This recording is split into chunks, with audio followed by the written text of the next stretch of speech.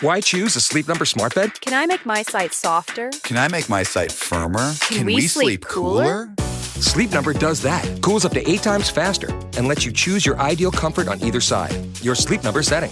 It's the Sleep Number biggest sale of the year. All beds on sale, up to 50% off the limited edition smart bed, plus free home delivery with the purchase of any smart bed. Ends Monday. All Sleep Number smart beds offer temperature solutions for your best sleep. Check it out at a Sleep Number store or sleepnumber.com today. Now, the Hunt Palmer Show. Yes! I feel like I've been waiting for this my entire life. You're listening to the Hunt Palmer Show on 104.5 ESPN, Baton Rouge. Jolly good fun. Jolly good. Locking down the middle of the day. America's favorite daytime fun show. Live from the Mercedes-Benz of Baton Rouge studio. This is Hunt Palmer.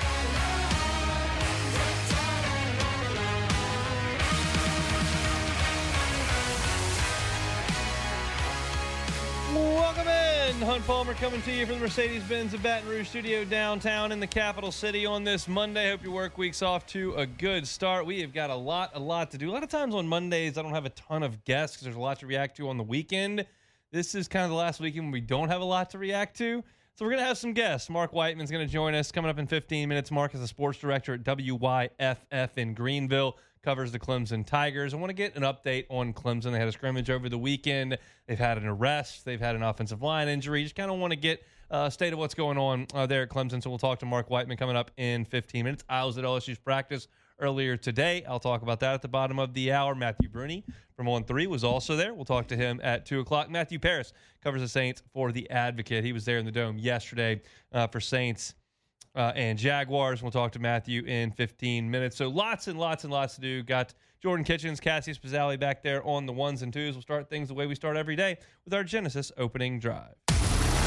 It's time for Hunt's opening drive, presented by Genesis of Baton Rouge. I want to start with the Saints. Preseason game number 2 inside the Dome, Jags and Hoodats. And it did not get off to a very good start. You had Tyler Shuck out there with the first team Saints offense. He takes a sack. He gets a grounding call. It's 3rd and 30. Then his second drive, he goes 3 and out immediately. Trevor Lawrence takes the field for one drive in the Jags' first offense. They go right down the field against the Saints' number 2 defense with no resistance. And it was not a lot of fun to watch there for the first, 10 minutes of game time. Just absolutely nothing really positive at all from the Saints. But as the game wore on, and unfortunately that's when the more important players come out of the game, there was some good. And I want to start with Spencer Rattler because that's likely the most notable talking point of the end of the game. Rattler did a really good job late in the game, especially on the last drive, to lead down and get that tying score with the 2-point conversion. The 2-minute touchdown drive was very, very sharp. It was very, very decisive. He was 7 of 8 on that drive and through the touchdown. He added 11 rushing yards on the scramble. He obviously ran for the 2-point conversion. I'm not going to put too much into it against guys that are probably going to get cut from Jacksonville's roster. But at the same time, you're looking for small things from young quarterbacks. And I thought that Rattler did a good job of taking what was there. There were a lot of checkdowns from both quarterbacks in this game, and that's okay. I appreciate that. I think a surefire sign of incompetence would be not to take checkdowns and to force the ball too much and to turn the ball over far too often, to try to do things that aren't there. Y'all watched Drew Brees play for 15 years. How many checkdowns did that guy throw? A lot. It's about staying on schedule. It's about staying in rhythm. And I thought Rattler did a pretty good job of doing that. Now, your two quarterbacks didn't put a touchdown on the board until the very end of the ball game. So you understand that it's not all great, but I thought that, look, Rattler's throw down the sideline to Mason Tipton was put right on the money.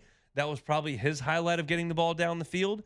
And I liked what Spencer Rattler said in the post game, maybe more than anything he did on the field.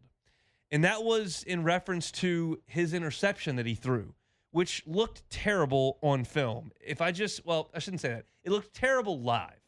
If you watch it live, Rattler takes the snap. He looks to the right. he throws to the right, and the DB reads his eyes, jumps the route, and picks it off. And in real time, I looked at that and went, God, that's awful. And then they showed the replay, and I had a thought. I was like, man, I'm not sure that was the best route I've ever seen.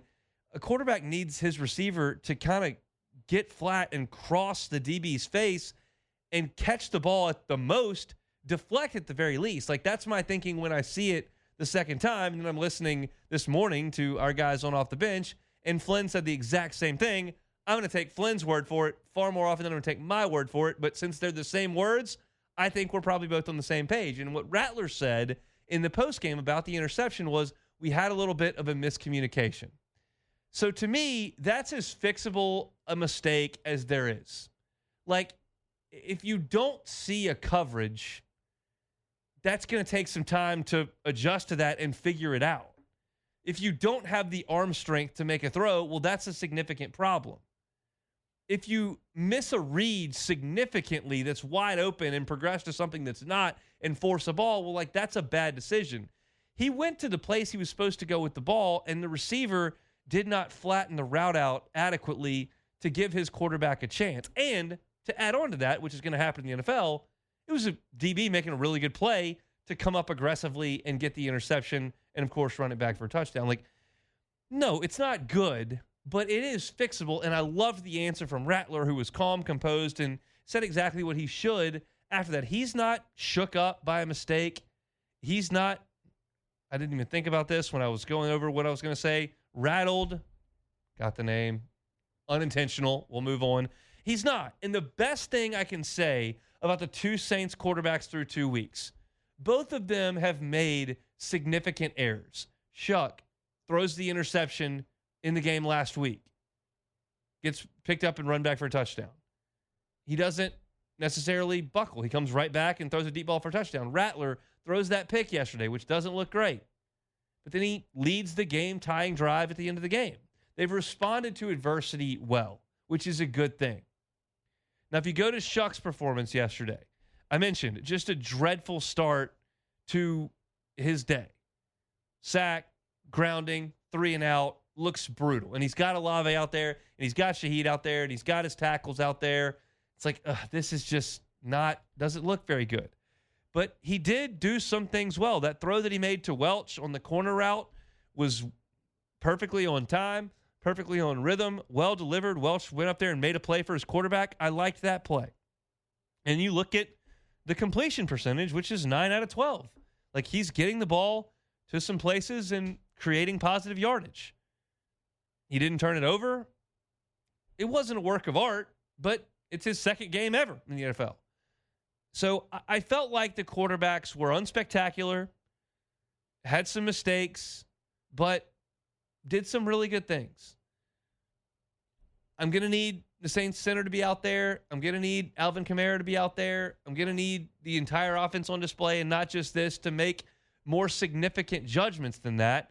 But I felt like it was okay for the Saints at quarterback. I don't have anything. I don't have the hot take today. I don't have it's got to be Rattler. I don't have it's got to be Shook. I don't have I'm giving up on Rattler. I don't have Shook's a bust. I don't have this was a disaster against the Jaguars scrubs. I don't have, oh my goodness, did you see that last drive? Rattler is the dude. I don't have that today.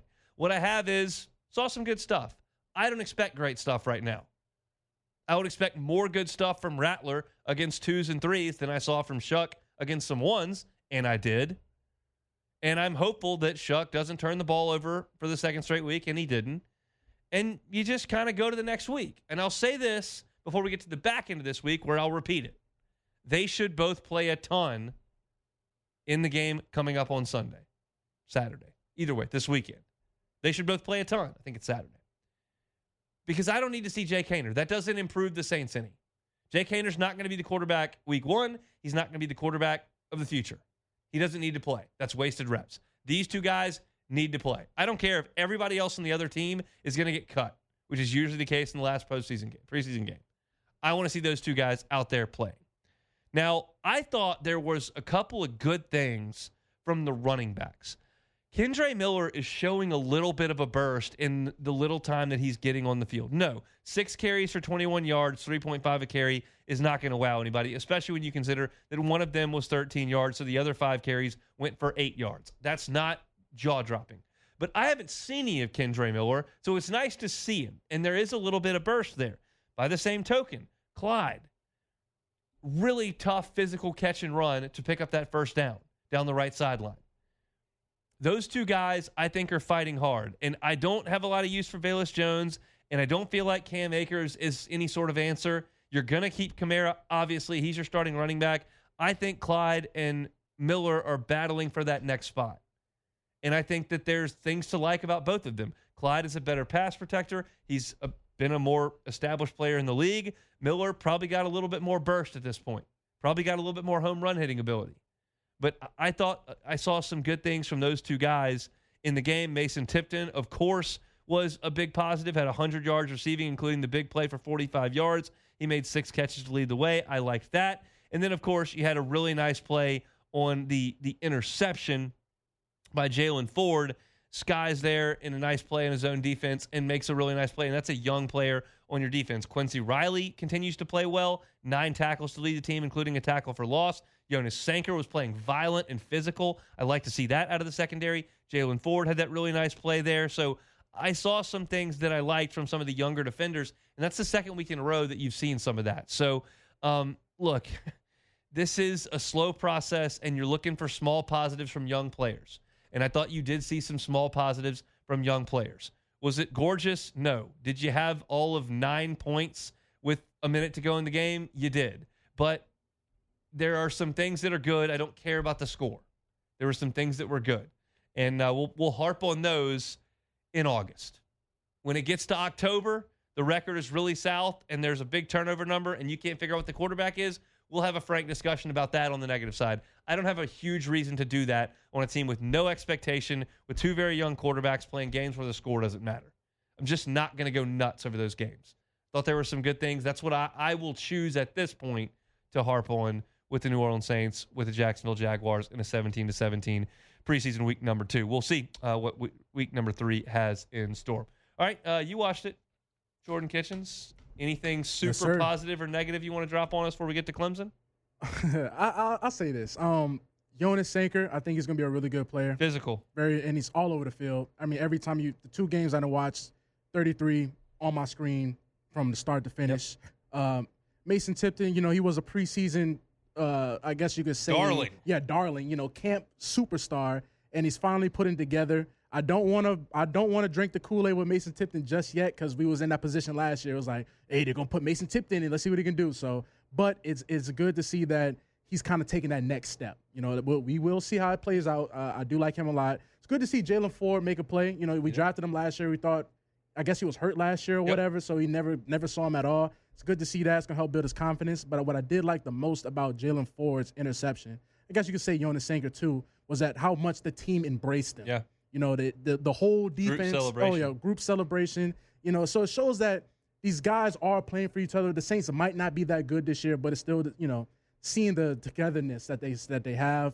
And then finally, last but not least, Isaiah Fox, can we just end this experiment? Yes. The answer to that is yes. Yes, like another game where you played basically the whole game, and what he got? An assist. 3 tackles. He actually is on the stat sheet this time. But watching it, I didn't really see him other than him getting blocked and stonewalled all game. So he won't be on the roster week 1. Yeah, let's get him out of here. So yeah, a couple positives. All right, that's Saints. So they got 3 weeks till opening kickoff. 1 more preseason game to go this coming weekend in the Dome with Denver. All right, when we step aside, come back, we'll talk some Clemson. Go up to the Greenville area and talk to sports director at WYFF, Marc Whiteman. That's next. The Hunt Palmer Show. This is the Hunt Palmer Show. Hopefully Hunt remembered to bring his laptop charger. Nah, there's no chance.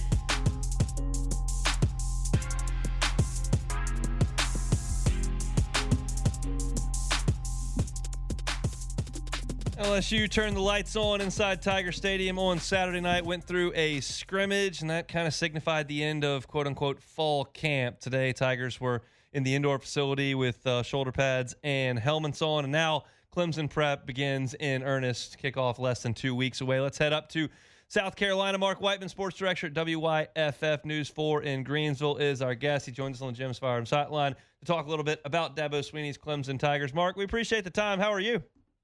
I'm doing well, hon. Appreciate you having me on. It's our pleasure. I want to talk about some of the news stories that have kind of been floating around over there the last couple of weeks. One is the injury to Walker Parker, right guard. What can you tell us about, one, what he means to that offensive front and what the status of his injury might be? Yeah, from what we've heard and from what Dabo Swinney said after their second and final scrimmage over the weekend, there's not much concern there. Same can go for Adam Randall, running back. Both of those guys got a little bit banged up over the course of fall camp. Randall in particular was tackled in a drill where he shouldn't have been tackled. They were doing just thud. But they did not seem to be concerned about either of them. Now, is that just projecting confidence a few weeks out? We will see. We do know that Randall participated in the scrimmage, and from everything we've heard from Dabo about Walker Parks, there's no concern there. But until we see it, we won't know for sure. What he means to this program, though, he's a Clemson lifer through and through. He's a sixth-year senior.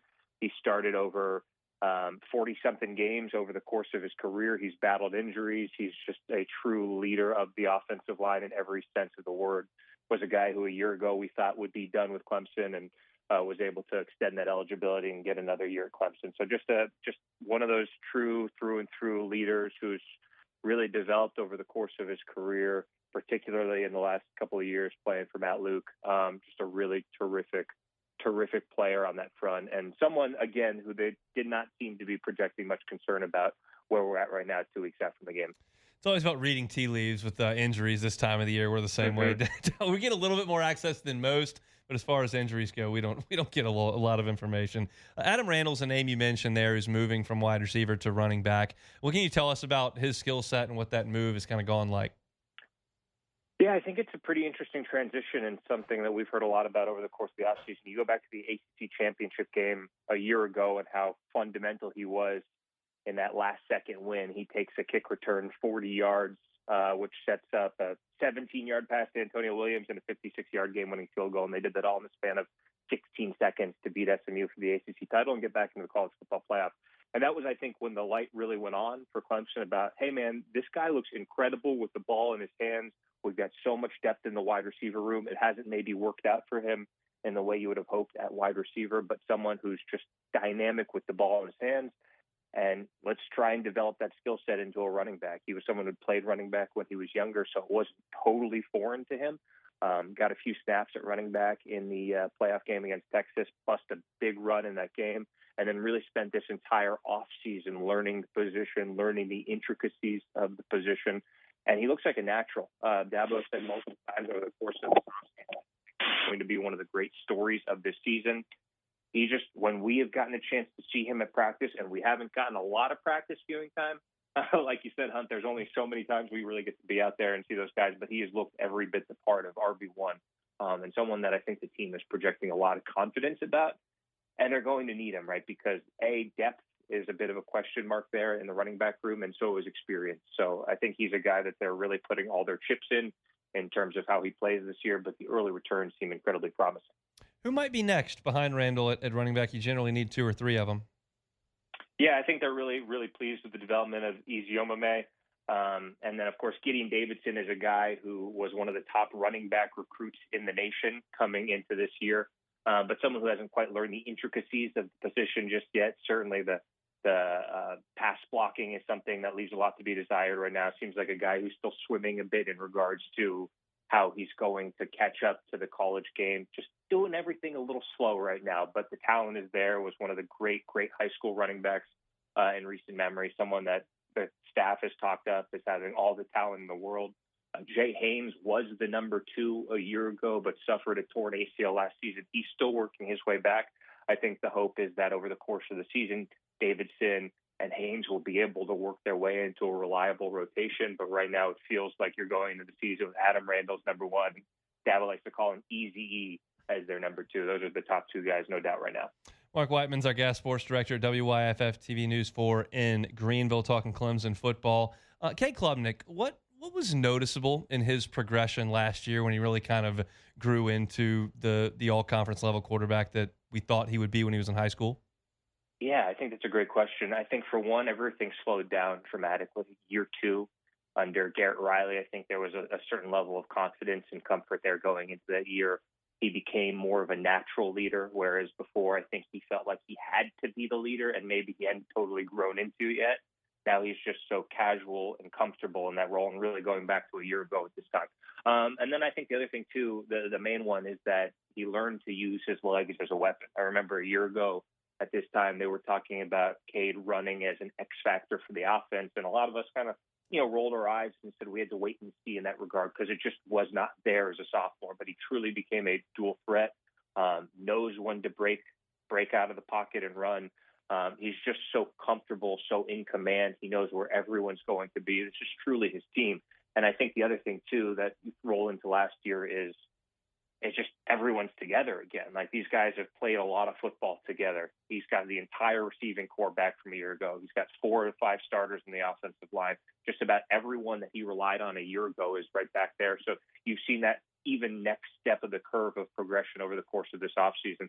There's a lot of talk about this guy being right there with Nussmeier as potentially being the first overall pick. We'll see. I'm not sure I see that skill set, but someone who is just totally in command of the offense in every way, shape, or form, and someone who's just totally comfortable in his own skin right now as a leader. And I think you saw that a year ago, and it's only really ratcheted up over the course of the offseason and all of last season as well. He is terrific. He's everything that I think Clemson hoped he could be, and really excited to see how his play evolves over the course of the season. Yeah, Todd McShay released a mock draft on Friday, and he had Cade Klubnik going number 1. I'd rather talk about the next 2 guys he had, which is TJ Parker at number 2 to the Saints, and then Peter Woods at 10. And I look at those 2 guys who we've heard a lot about, and then I look at a defense that was second to last in the ACC in run defense, and I don't understand how that's possible. Can you try to make sense of that? Yeah, I think the big thing you look at is the staff move that Coach Sweeney went out and made this offseason, right, bringing in Tom Allen.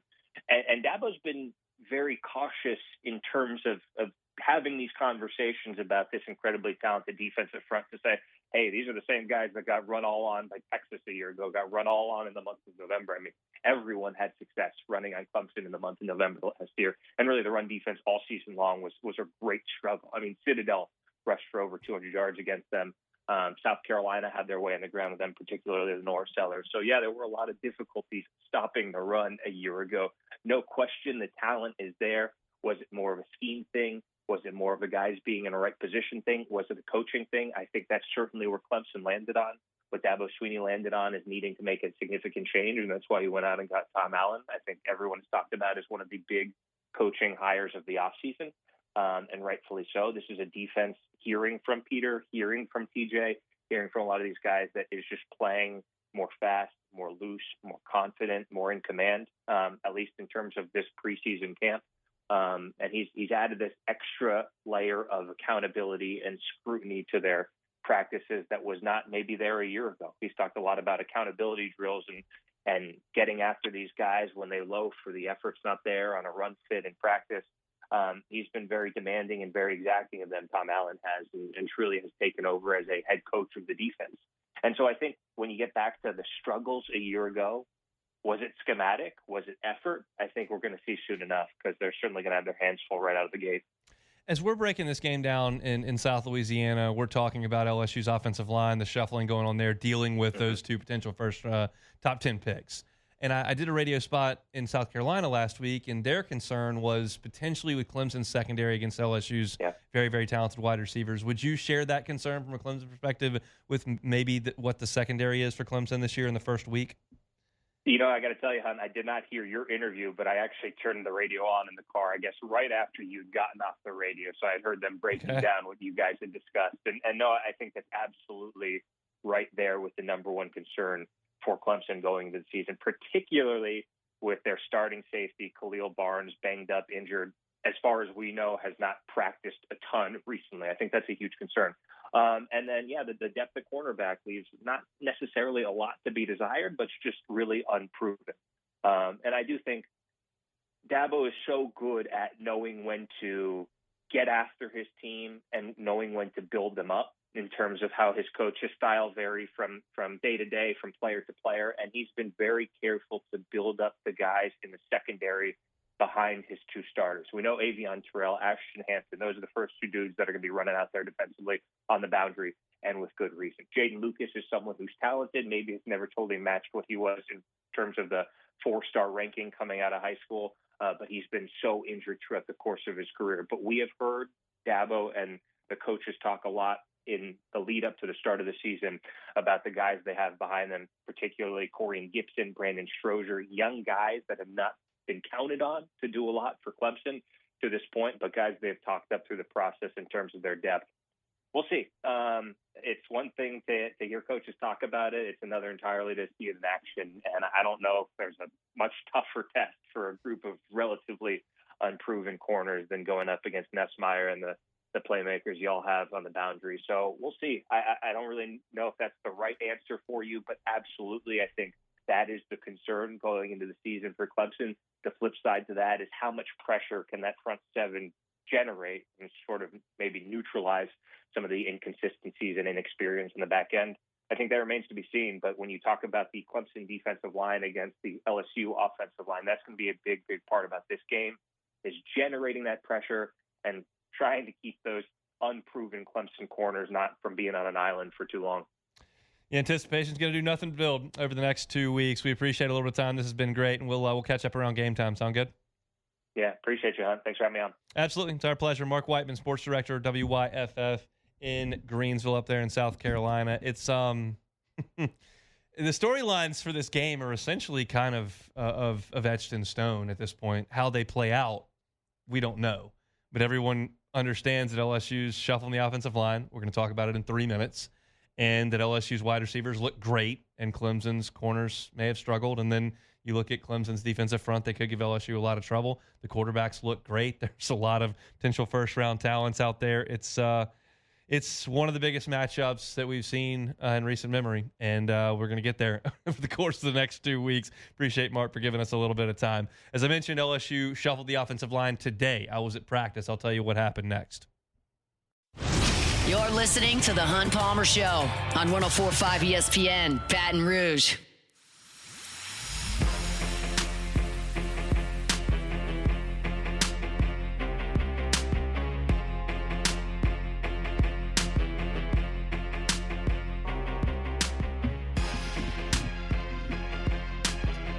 All right, we'll talk LSU with Matthew Bruni coming up in 25 minutes. We'll talk Saints with Matthew Paris from The Advocate coming up at 2:15. Matthew Bruni was at practice this morning.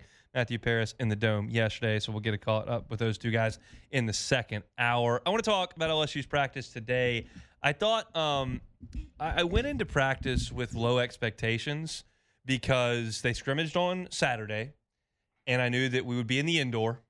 And I knew that we were only getting 15 minutes. So at that point, having experienced this, I know that there's very likely going to be very little for me to write about in 15 minutes of indoor work.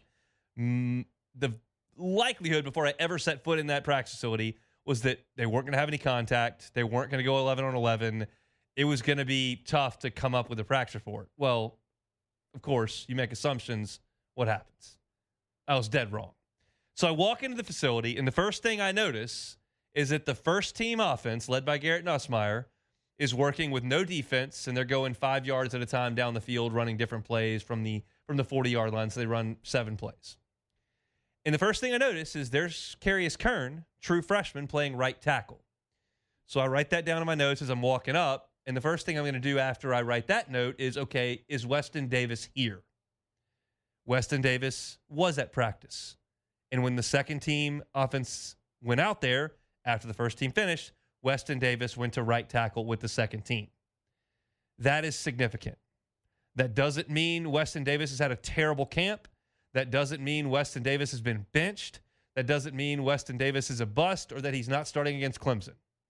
In my opinion, what it means is that there is a significant chance that Carius Kern is your right tackle.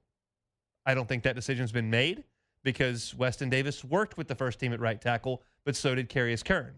And I have not seen Carius Kern take a single rep at right tackle this fall practice. I've not seen one. Carius Kern has worked exclusively at left tackle with the second team. So for him to move and for Weston Davis to move to the second team tells you they're experimenting with that look right there. And then when Carius Kern was pulled away from the first team and started working with the second team, where he's been the left tackle all of camp, he went to the right. Ori Williams played left tackle. So they are looking very, very strongly at Carius Kern at right tackle. This is a name that most of you have suggested you'd like to see into the fold. That has a lot to do with his recruiting ranking and the fact that he's an early enrollee and his bench press numbers and the fact that he can do a backflip, and all that's really impressive. But we have not seen him make a push here. And I think my assumption, and I think most people's assumption after the last 3 weeks has been that really the competition is at guard, not necessarily at tackle. Well, that changed today in my estimation. In my estimation today, you've got a real competition at right tackle between Weston Davis and Carius Kern, and they're going to see over the course of the next 4 practices what Kern looks at right tackle. And if it looks better than what they've seen, I think they're going to go with him next week. I can't give you a percentage on what the chances are of that happening. I've never seen Carius Kern play right tackle. I don't know what happened in the scrimmage on Saturday. I don't know. All I can tell you is Weston Davis is healthy. He was at practice, dressed, and he's working with the second team, and Kern flipped over to the right side. Also on the offensive line, with the first team at left guard, Paul Mabenga. We know this is a competition at guard. We know DJ Chester and Paul Mabenga are fighting for that left guard spot. Mabenga took all the reps at left guard with the first team that we saw today in 15 minutes of practice. Chester worked with the second team as the center today. So that gives you an idea of they're still getting him reps at center. He's backing up Braylon Moore. And if Mabenga wins that spot at left guard, Chester's the backup at probably all 3 guard spots, both guard spots and the center, I should say. So that was the biggest news depth chart-wise from practice today. The offensive line, absolutely, they're taking a look. And look, I don't think this is a reach. I do not think this is a reach. They are looking for some answers at offensive line. There is concern about the offensive line. I do not believe that to be a reach. I'm not telling you they have no chance. I'm not telling you the season is coming off the rails. What I'm telling you is, based on what I've been able to watch, which at this point is more than 10 hours of practice, I think the offensive line has struggled in the running game. And what I can tell you from today is over the last 8 days of practice, you absolutely positively are seeing rotation at left guard and right tackle. They are not settled at those 2 spots, in my opinion. So we'll see what comes of the next 2 weeks. I've told you since the start of camp that what Brian Kelly's angle was at this 1-0 and get that first win. And what does that mean on the field? It means we're going to try to get the depth chart solidified to get those guys reps as quickly as possible. Well, you're inside 2 weeks, and I'm still seeing rotation. And it's not the end of the world. It just is what it is. So that was a big, big story from today. The second story from today was LSU at linebacker. Whit Weeks did not practice today. He was there. He had his number 40 jersey on. He wore his helmet at times, which LSU is in shells today. Shoulder pads and helmets, no leg pads.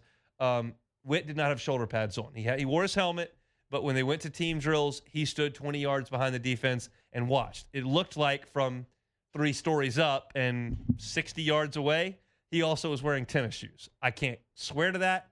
It's what it looked like. It didn't look like he was cleated up.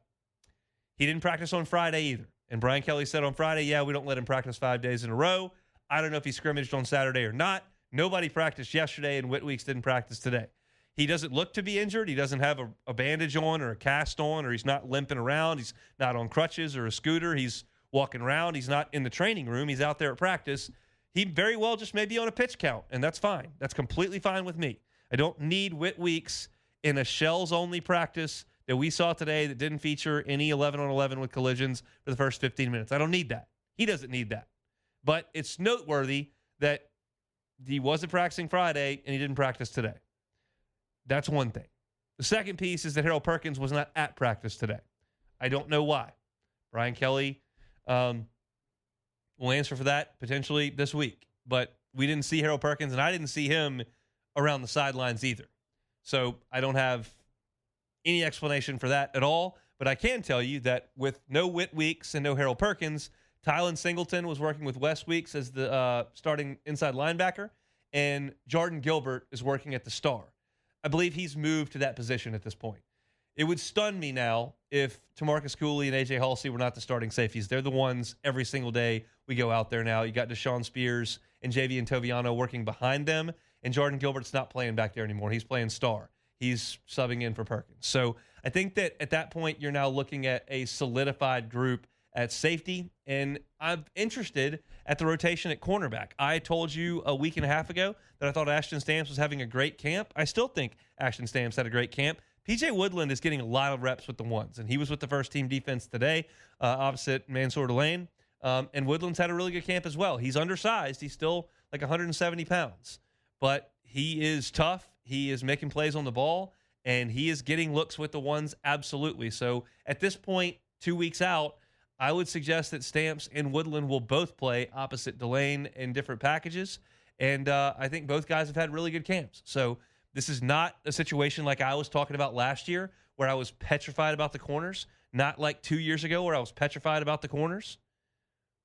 I think the corners have played well, and I think there's now competition at that spot to win the starting job as opposed to be given it by default because nobody's making any plays.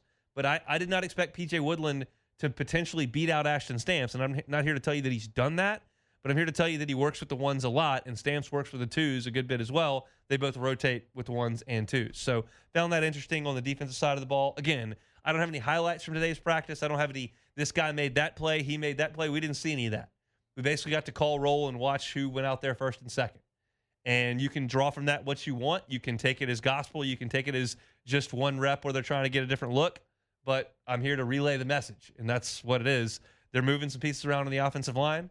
No Whit Weeks, no Harold Perkins. Safeties appear set to me with Jordan Gilbert moving down to star. And there's still some significant competition at corner. So I think that's a good thing for LSU. That's my thoughts on LSU's practice today.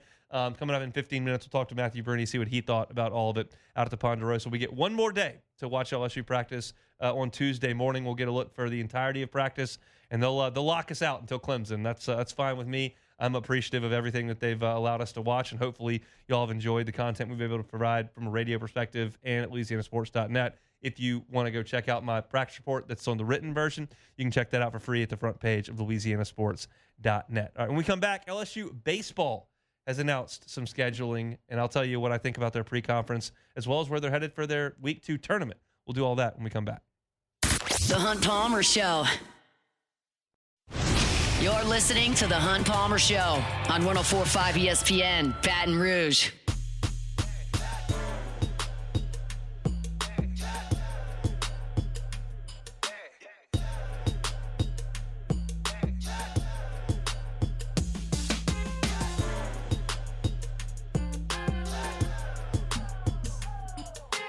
All right, wrapping up hour number one here.